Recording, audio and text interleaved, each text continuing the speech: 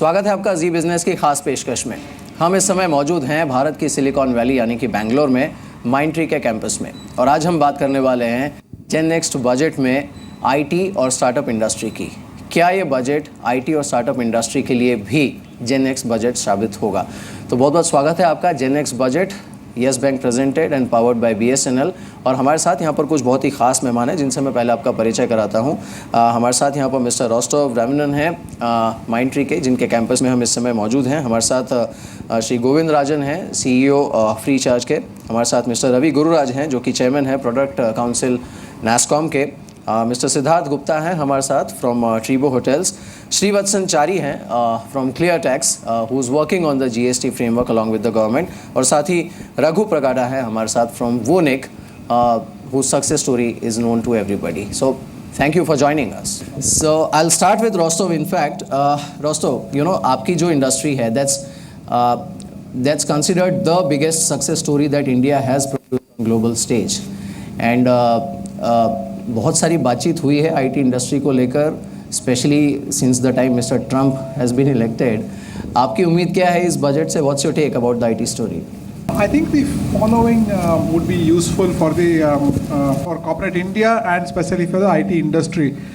I think the first, what shall I say, expectation is whenever the GST rolls out, they need to carefully think through the on-the-ground implementation issues, especially around registration in multiple states and some other aspects of it. If they don't get that right, it will create a huge amount of complications for industry to actually adopt it and make the reform successful. I think it's one of the most important tax reforms maybe in the last 50 years in India. It will create a lot of benefit for common man, but devil will lie in the details. So that's the first point that I wanted to share with you. The second is overall improvement in the tax administration. Today, unfortunately, the salary taxpayer bears the brunt from a compliance and a complications perspective in terms of generating money for the government of India. If they can do a little bit more reforms on administration, broaden the tax net, get more people involved in the tax kind of framework, that will generate revenue and help reduce the burden on the common man. Because at the end of the day, whether it is Make in India, where it's all the programs that the government is thinking of rolling out, if it doesn't benefit the common man, if the load of resource collection is not uniformly distributed across a range of assessees, it will create a lot of complications. So those are the 2 points that I had. Less of a specific to the IT industry perspective, but more for the common man and for corporate India. I would say those are the 2 most important expectations. Lastly, if they can think through all the implementation issues and make the tax year as January to December, that will be a big benefit to the IT industry, because then typically most of our clients are global and everybody follows a Jan to December calendar year as their financial year. Then India can also align to something that's globally standardized right, instead of having a separate April to March financial year. In fact, we are told that that's also on the cards. Yeah, so on the cards. And I'm sure there must be some 20 implementation issues there as well. If they can think through those and get that also going from this financial year, so those 3 would be, I think, the most important short-term expectations for us. Right. What stage is it? Is the technology and the framework keeping the pace with the intent of the government of rolling out GST, maybe not later than September 2017? Good question. So the government has been working on the GST for quite a long time now. And since we work very closely with the government, there's a lot of, it's very interesting, there's a lot of email threads, there are a lot of message groups which go on. They've been very responsive, clarifying questions, setting up, answering a lot of the cases that will actually come up, and building a very, very expansive and a very ambitious plan for the rollout. It's something which is going to change the entire country. Everyone from a very small retailer in a tier 2 city to individual professionals to large companies are going to be affected. There are a lot of interesting things which have come out during the entire course, during the last year. Like he mentioned, one of the interesting things that come out is an incentive to collect digital payments. So this actually escaped the radar for a lot of people. But one of the interesting things is that if a merchant is going to be collecting payments digitally as opposed to cash, he'll have to actually pay a lesser tax rate on that. These things actually are like steps by the government to bring in a lot more people, get them more excited, get them more involved in the GST. One of the other principles of the GST is that if a larger merchant has to claim a tax credit, the other smaller vendors or other merchants will have to comply, will have to actually submit their returns. Right. So there is pressure on, So all automatically the compliance would increase. Correct. Automatically. And the most interesting thing I think the government has done this time is, in previous cases when they were building out, let's say, income tax, VAT, TDS, they would build the entire platform themselves. Right now they're going bullish on the India stack. They are expecting the ecosystem itself to create those avenues, create the platform, create the websites where people can submit the returns, and create the software for filing the returns. So it's not just responsibility in one place; it's distributed responsibility across the entire ecosystem, which I think is very, very nice. खैर उसमें like Rostov mentioned थोड़ा बहुत overlap है and शायद थोड़े complications भी हैं, may be थोड़ा और सिंपल हो सकता है, but will touch that point. लेकिन इससे पहले Raghu, I have a question for you because you are part of the so called the startup success story, and it's one of the industry और I would say area जिस पे prime minister ने भी focus किया था when he created this, he coined this term of stand up India, startup India. Now आपको लगता है कि एट गवर्नमेंट लेवल और एट गवर्नेंस लेवल जितना होना चाहिए उतना हुआ है to create the whole ecosystem where the startups thrive? Yeah, I think what we've seen so far is, I think, just a start. Prime Minister has made a lot of right moves so far, but I think there's a lot to be done still to make it much more easier for startups to grow and the whole ecosystem to build. Case an example is the payments itself, right? If you clearly look at a merchant, he had to pay like a 2% or a 1% extra for accepting a credit card payment, right? And now that itself is a deterrence for the payment piece. So they have to do a lot more in terms of incentives to drive some of these things.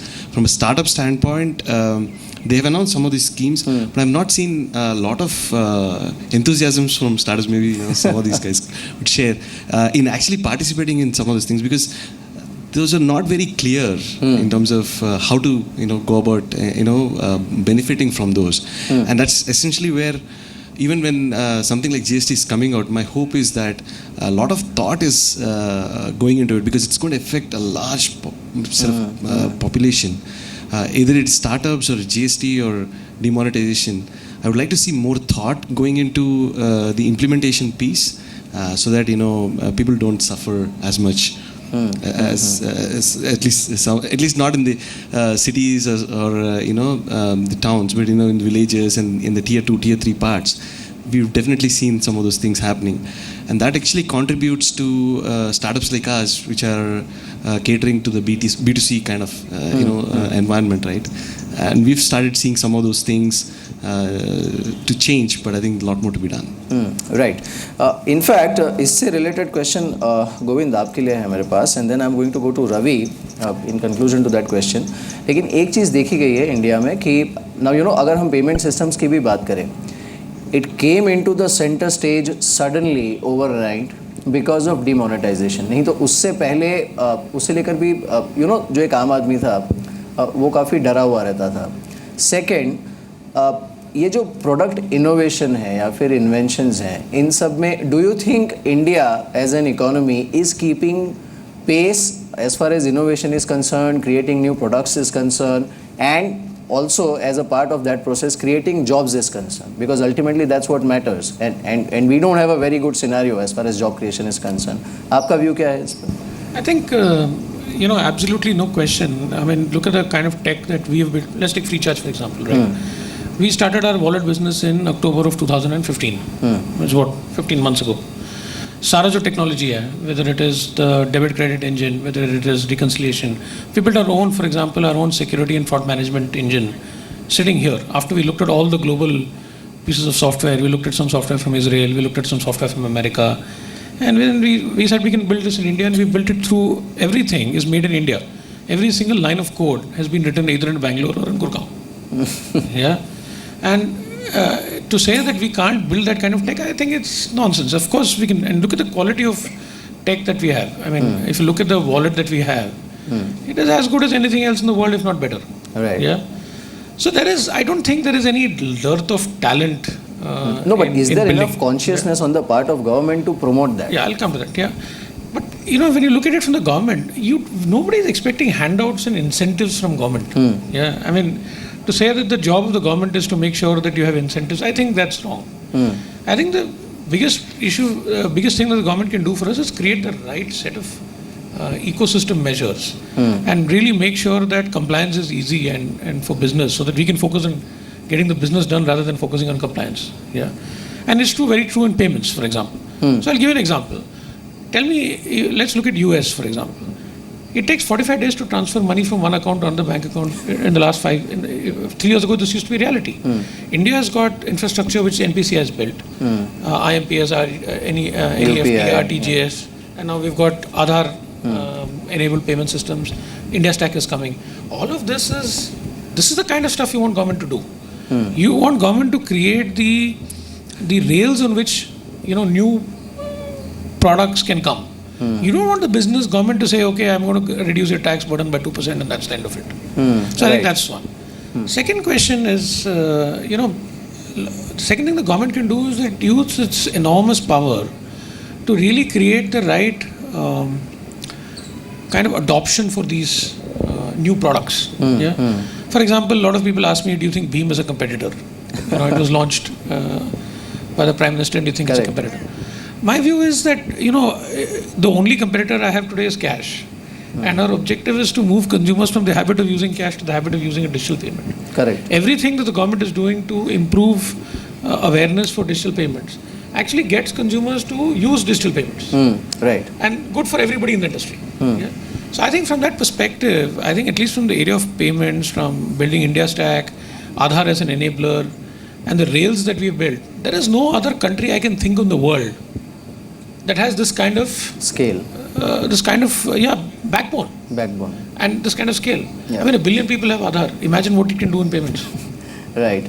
And I think maybe for 1 second, building on that, if you look at the IT industry in India as an example, as long as the government created a policy that says, okay, you can import equipment duty free and a range of issues like that, and stayed out of this business, and look at how well the Indian IT industry responded and built scale, like you can see all around you, and the mark we made on a world branding, saying that served from India is as much of a brand like made in Japan for quality and for miniaturization. Look how well the sector responded when the government created transparent policies that promoted competition, that created some amount of confidence for entrepreneurs to come in and invest. So in my opinion, that should be the vision for the government, to create policies that are open, that are transparent, and that are at least reasonably stable over long periods of time, because that's what the entrepreneur wants. If the government does that part of the equation well, I am more than confident that corporate India and entrepreneurs in India will respond to solve that innovation problem, solve the job creation problem, etc. Because time and time again, Indians have proven that piece, there's enough animal spirit, whatever we've been coined on India. That spirit exists in India to make that vision a successful. Every time you have seen a problem is when the government starts getting involved in doing it. We typically have found that that's where they are inefficient. They don't understand the speed at which some of these things need to be done. I'm not criticizing the government. Their mental models, their framework, the checks and balances, all the things that go along with government are designed for something else. Correct. They are not designed for innovation. They are not designed for job creation. Entrepreneurs are best designed for that. So if they show us the policies that are beneficial, entrepreneurs in India will respond to that admirably. Right. लेकिन रवि, ये मेरा सवाल आपसे है, जो Rosto ने अभी बात कही, just taking that forward. Mr. Modi himself had promised that one of the key targets of the government will be maximum governance and minimum government. Do you think there is a scope for further creating an atmosphere which actually lives up to that ease of doing business term which was coined?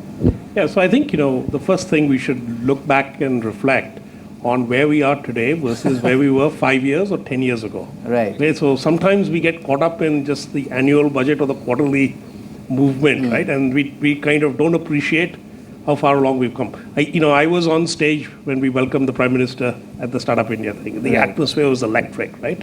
And I think, what we should understand is the Prime Minister clearly understands that startups are a future growth engine. I think he clearly understands exactly what was echoed earlier, which is that the IT industry, which is now $150 billion industry, grew into that not because of the government, but because of, in spite of it, okay? Because he understands, and he said it himself. So he understands that getting the government out of the way is very important. I think he understands that hygiene in the economy is very important. He understands that removing friction is very important. I think not just does he understand it, but I think the folks tasked with pushing this forward, especially on the Startup India side, from Mr. Amitabh Kant, Mr. Ravi Abhishek, they understand it too. I think, they're pushing hard on all the machinations of the government to make this happen, right? Right. I think, we've seen lots of infrastructure, digital infrastructure being built out. These are the roads of tomorrow. So while we may not enjoy the best physical roads, I think we enjoy the beautiful digital roads, right? I think that's the potential. I think the other thing we have to understand is, it's a journey.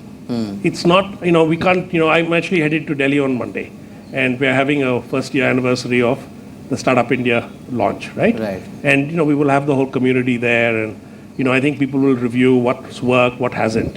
And I think it's a process of refinement. It's a process of, kind of making the right little adjustments needed to get there. I think expectations are sky high because startups are hungry.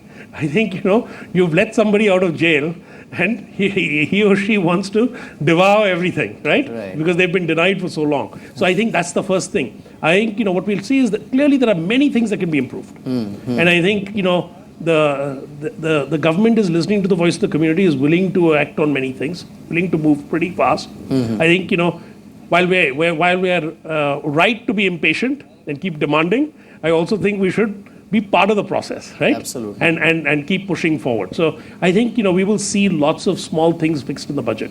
I think, the government is acutely aware of lots of small things that would make it more frictionless, make it ease of business happen, allow capital inflows to come, allow liquidity to happen, allow revenue growth to happen, right?